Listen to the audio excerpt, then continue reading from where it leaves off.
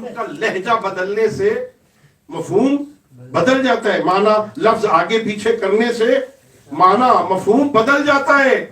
یہ ابھی بات ہو رہی ہے، ابھی آپ اس کو بیان نہیں کر سکتے. ذرا تصور کرو سید الانبیاء کے زمانے میں پیغمبر گرامی اسلام نے آج سے 1400 سال پہلے کچھ فرمایا، امام صادق نے آج سے 1400 سال پہلے کچھ فرمایا، اور یہ مجتہد اس زمانے سے لے کے آج تک کے راویوں کی تحقیق کرتے ہیں، کون سچا ہے، کون جھوٹا ہے، کون موثق ہے، کون حسن ہے، کون عادل ہے، کون فاسق ہے، کون شیعہ ہے، کون امام کی امامت کو ماننے والا ہے. یہ ساری تحقیق کر کے ان حدیثوں میں سے سچی حدیث نکال کے اس کے مطابق فتویٰ دیتے ہیں، اسے کہتے ہیں مجتہد. آسان تھوڑی ہے، ایسے تھوڑی مجتہد بن جاتے ہیں. ہاں حوضے میں رہتے ہوئے، قوم میں رہنے سے بندہ مجتہد بن جاتا ہے، نجف اشرف میں رہنے سے مجتہد بنتا ہے.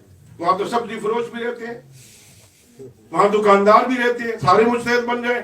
رہنے سے نہیں مجتہد بنتا، محنت کرتے ہیں، زندگی گزارتے ہیں، زندگی